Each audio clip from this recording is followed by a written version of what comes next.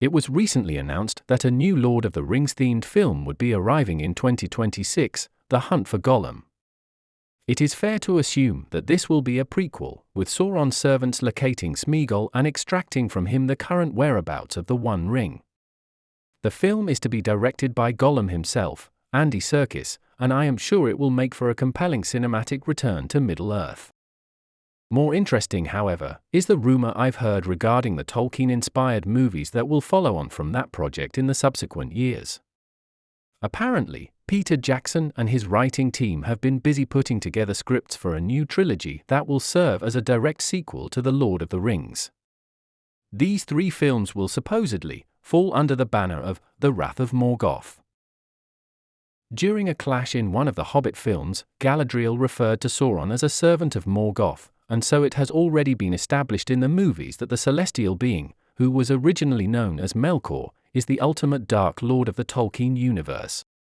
Long before the adventures of Bilbo and Aragorn, Morgoth was defeated in a great battle by his fellow Valar, immortal spirits brought forth by Eru to assist in the creation of all things. Consequently, Morgoth was exiled through the Door of Night, and has been residing in the Void ever since. Peter Jackson's plan is to bring the Dark Lord back to Middle-earth for the Dagor Dagorath, the battle of all battles. The destruction of the One Ring in the bowels of Mount Doom and the resulting annihilation of his former apprentice, Sauron, seemingly stirred Morgoth from his slumber, and seeing that the other Valar have gradually lost interest in the world of men, he seizes upon the opportunity to creep back to Arda, or Earth as it would come to be known. In the 20-some years since the fall of Mount Doom, Morgoth has been steadily regaining his strength in underground chambers, and amassing an army of vile beings. In Peter Jackson's original tale, the Dark Lord is set to once again seek to establish himself as the supreme ruler of the world, which would inevitably lead to the perpetual suffering of all of Arda's kind-hearted inhabitants. It will be up to a few familiar faces, along with entirely new characters, to stop him. My source at Warner Brothers says that Peter Jackson has had both the idea and the inclination for a while, but needed a rest from big-budget movie making to rejuvenate himself. He also required the blessing of the Tolkien estate to fully explore his own thoughts about the eventual fate of Middle-earth, deviating from what is described in the appendix of the late author's masterpiece. It seems that now he has. It is also imperative, I hear, that Viggo Mortensen return to the role of Aragorn. The Dane is said to have expressed a degree of interest. Jackson originally intended for The Wrath of Morgoth to be split into 2 parts. He needed convincing to develop the story into a trilogy. But once he and his frequent collaborators began properly outlining a path for the movies, he quickly discovered that they had plenty of material for a trio of 3-hour films. The first film in the new trilogy would start in the Shire, where middle-aged hobbits Sam, Merry, and Pippin happily go about their days as family men. Pippin, who had handled a palantir, thus forging a psychic link to Sauron, is starting to have nightmares about a growing menace. His friends assure him that the bad times are long behind them. Pippin would then gingerly inquire what they knew about Morgoth. The story cuts then to Minas Tirith and a banquet. King Aragorn, with his Queen Arwen and their 3 children, a son and 2 daughters, are hosting Eowyn and Faramir, rulers of Rohan, and their 2 sons. Clearly, the people have enjoyed an extended period of peace. Aragorn is a man who knows that such times cannot last forever. In the morning, a large dark figure appears in the field before the immense tiered city. An alarm is sounded, and a band of the king's men ride out on horseback to confront this mysterious individual. Aragorn, his family, and their guests watch from high up behind the city's walls as the riders are swatted away. The voice of Morgoth travels across the field, demanding that King Aragorn travel out alone to parley with him. Otherwise, he will reduce Minas Tirith to rubble. Aragorn ignores the advice of his subjects and rides out to meet this immense being, who hasn't yet introduced himself. The Dark Lord states that he will spare Aragorn and his people if he would relinquish his title and pledge fealty to him. Aragorn declines, at which point Morgoth identifies himself to the comparatively small man. The mortal is shocked, but resolute. He will defend his people against any hostile force. The Dark Lord grins down at the grey-haired man and nods. The ground then trembles beneath them, causing Aragorn's horse to rear up and send its rider crashing onto the grass. Aragorn is winded and hurt. He rolls to his side to look back at Minas Tirith, which shakes and emits the twin rackets of fracturing brickwork and shrieking citizens. People flee onto the field from the main entrance, and spill out where they can, as the mountain upon the side of which the city was built starts to crumble. An enormous entity bursts out of the mountainside, splitting Minas Tirith apart. Aragorn looks on in abject horror. Through the dust and chaos, he discerns the outline of a colossal monster that was assumed to have long since departed from Middle-earth. A creature of unfathomable scale and wickedness, mother of Shelob, the giant spider, Ungoliant.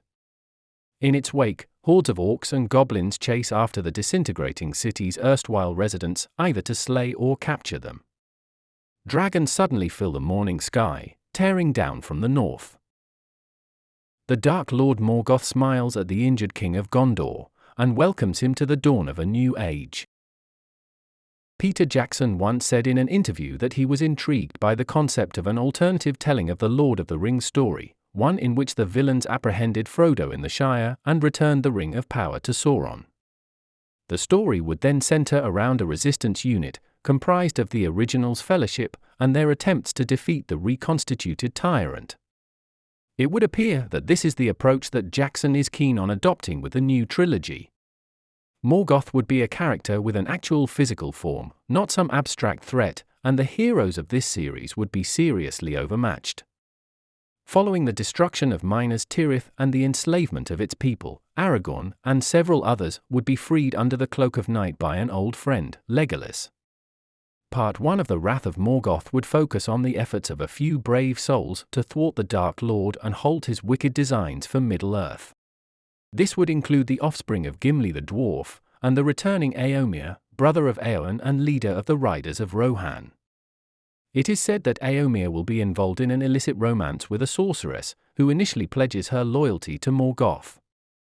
The tone of these films is rumored to be closer to Game of Thrones than the Hobbit films, which are often criticized for being too cartoony and silly, and lacking in enough substance to warrant such an investment of the audience's time. These new additions to the saga will still be family-friendly, but with just enough grit to convey the starkness of our protagonist's plight. There will be humor and romance, but also stinging betrayals and shocking deaths. The sons of Éowyn and Faramir will both fall for the same young woman, one of Aragorn's daughters. One son will emerge across the trilogy as a great warrior, while the other will expose himself to be a traitorous quisling. The first film will supposedly deliver a twist, where although it seems like Aragorn's capable son is being groomed to replace him as the series' lead, the heir to Gondor's throne will be slain. With a murdered son, and his wife Arwen being held captive by Morgoth, Aragorn's rage intensifies, and he rouses his small army to a minor, yet encouraging victory against one of the Dark Lord's battalions. Part 2 would return us to the Shire, where the wizard Radagast the Brown has come to aid the hobbits in repelling an attack from Shelob's relatives. Thanks to Morgoth's malevolent craft, these spiders are equipped with wings. The great eagles would enter the fray to assist the Shirelings against the airborne horrors. Elsewhere, Aragorn's rebels continue their mission to hobble the operations of the Dark Lord and his occupying force. Morgoth, meanwhile, is somewhat drawn to Arwen's elven beauty, and he reveals to his hostage much about himself and his motivations. I'm told that this film will end with Aragorn's army obtaining their biggest scalp yet. They manage to kill Ungoliant. Morgoth's response to the demise of his occasional ally is to release a dragon from the depths of his fortress. This winged serpent is gargantuan enough that it can crush a fully grown horse under one of its feet. The beast proceeds to torch much of Middle-earth, including most of the Shire. Solemnly, Aragorn declares that they cannot hope to stop Morgoth without the aid of the gods. The third film, which is expected to be subtitled Dagger Daggerath, will begin with Aragorn sailing west across the sea to what is essentially the edge of the world, where he will beseech the Valar for their help in vanquishing Morgoth once and for all. The celestial beings agree, but insist that this will be the final time that they come to the assistance of mankind. And so the stage is set for what should be the most spectacular showdown in the history of fantasy cinema. I hear that some of the concept art for the action in this proposed trilogy is absolutely mind-blowing, and that its conclusion will be suitably epic and satisfying. In a modification of the prophecy, it is assumed that Aragorn will sacrifice himself to land the fatal blow on Morgoth, and in so doing, free his queen and all of the inhabitants of Middle-earth. I have to confess that I'm not the biggest fantasy geek. But I don't mind those Lord of the Rings movies, and have every faith in Peter Jackson's skill as a filmmaker. There will always be an audience for expertly made, grandiose depictions of good versus evil, and this project does sound rather promising. That being said, if Viggo Mortensen isn't involved, I'm not interested. Yes, that does appear to be a not insignificant detail. I do hope that the Kiwi director can convince the notoriously choosy actor to return to his iconic role. We'll just have to wait and see. Won't we?